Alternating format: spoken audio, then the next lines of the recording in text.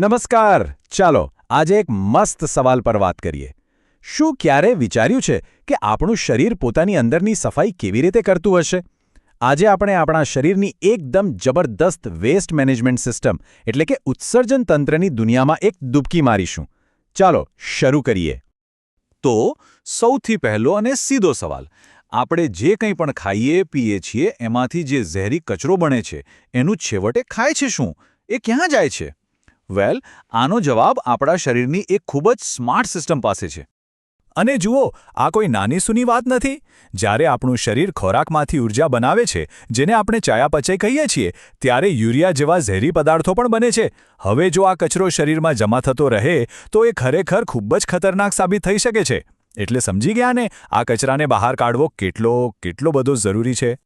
તો આ ગંભીર સમસ્યાનો ઉપાય શું? આપણા શરીરે એક અદ્ભુત, એકદમ પાવરફુલ સફાઈ સિસ્ટમ બનાવી છે. ચાલો તો મળીએ આ સિસ્ટમના અસલી હીરોને, એટલે કે એના મુખ્ય અંગોને. આ છે આપણી ક્લિનિંગ ટીમ, આપણા સુપરહીરો. પહેલું, મૂત્રપિંડ એટલે કે કિડની. બીજું, મૂત્રવાહિની એટલે કે યુરેટર્સ. ત્રીજું, મૂત્રાશય એટલે કે બ્લેડર. અને ચોથું, મૂત્રમાર્ગ એટલે કે યુરેથ્રા. ચાલો જોઈએ કે આખી ટીમ મળીને કઈ રીતે કામ પાર પાડે છે. સૌથી પહેલા વાત કરીએ મૂત્રપિંડની, કિડનીની. આ તો જાણે આપણા શરીરના માસ્ટર પ્યુરિફિકેશન પ્લાન્ટ છે. એમનું મુખ્ય કામ છે લોહીને ફિલ્ટર કરીને શુદ્ધ કરવાનું. અને તમને ખબર છે, આ નાનકડા દેખાતા અંગો દરરોજ લગભગ 180 લીટર લોહી ફિલ્ટર કરે છે. જબરદસ્ત નહીં? હવે કિડનીએ પોતાનું કામ તો કરી લીધું, પણ જે મૂત્ર બન્યું એનું શું? બસ અહીં કામ આવે છે મૂત્રવાહિનીનું. આને તમે આખી સિસ્ટમની પાઇપલાઇન સમજી શકો છો. એ મૂત્રને કિડનીમાંથી લઈને મૂત્રાશય સુધી એકદમ સુરક્ષિત રીતે પહોંચાડે છે. આગળ આવે છે મૂત્રાશય. આ એક પ્રકારની સ્નાયુઓથી બનેલી ખેંચાઈ શકે એવી હોલ્ડિંગ ટેન્ક છે. એ મૂત્રનો સંગ્રહ કરતું રહે છે અને જ્યારે ભરાઈ જાય ને ત્યારે આપણા મગજને સિગ્નલ મોકલે છે કે ભાઈ, હવે ટાંકી ખાલી કરવાનો ટાઈમ થઈ ગયો છે. અને છેલ્લે આવે છે મૂત્રમાર્ગ. સિમ્પલ, આ છે એક્ઝિટ પોઈન્ટ.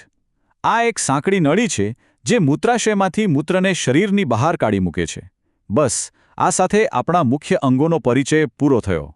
મોટા અંગોથી હવે જઈએ એકદમ માઇક્રોસ્કોપિક લેવલ પર, એવી જગ્યાએ જ્યાં ફિલ્ટરિંગનો અસલી જાદુ થાય છે.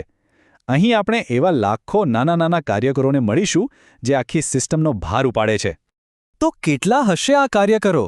100? 1000? ના, લાખોમાં. સાચું કહું તો દરેક કિડનીમાં લગભગ 10 લાખ જેટલા નાના ફિલ્ટરિંગ યુનિટ્સ હોય છે. વિચારો તો ખરા, આ આંકડો જ કેવો અકલ્પનીય છે. આ લાખો નાના યુનિટ્સને કહેવાય છે નેફ્રોન. આ આપણી રીનલ સિસ્ટમના અથાક, સૂક્ષ્મ સૈનિકો છે. આ જ એ ખરી જગ્યા છે જ્યાં લોહીમાંથી કચરો અને ફાલતુ પાણીને છૂટા પાડવામાં આવે છે. ઓકે, તો આપણે બધા પાર્ટ્સને તો ઓળખી લીધા, પણ હવે આવે છે સૌથી મજેદાર ભાગ.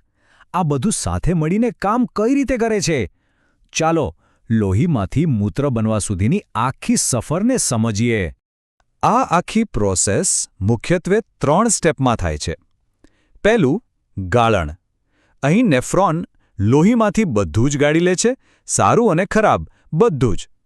પણ અહીંયા જ આપણું શરીર પોતાની હોશિયારી બતાવે છે બીજા સ્ટેપમાં, એટલે કે પુનઃશોષણમાં.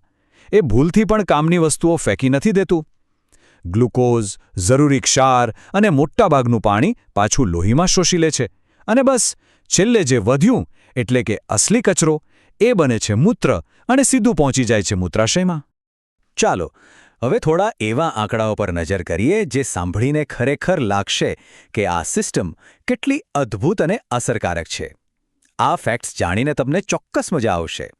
વિચારો, એક તંદુરસ્ત વ્યક્તિ એક દિવસમાં લગભગ 1 થી 1.8 લીટર જેટલું મૂત્ર બનાવે છે, એટલે કે લગભગ પાણીની એક મોટી બોટલ ભરાય એટલું. આના પરથી જ અંદાજો લગાવી શકાય કે આપણી કિડની 24 કલાક નોન-સ્ટોપ કેટલી મહેનત કરતી હશે. પણ આ મૂત્રમાં હોય છે શું? જાણીને કદાચ નવાઈ લાગશે કે એનો 95% ભાગ તો ખાલી પાણી જ છે.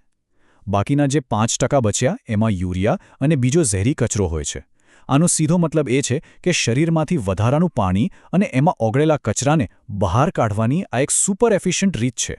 તો હવે પછી જ્યારે પણ પાણીનો ગ્લાસ હાથમાં લો ને ત્યારે 1 સેકન્ડ માટે શરીરની અંદર ચાલી રહેલી આ અદ્ભુત ચૂપચાપ કામ કરતી સફાઈ સિસ્ટમને જરૂર યાદ કરજો. એ આપણને સ્વસ્થ રાખવા માટે સતત કામ કરી રહી છે. ખરેખર આપણું શરીર કોઈ અજાયબીથી ઓછું નથી. આ સમજૂતીમાં જોડાવા બદલ આભાર.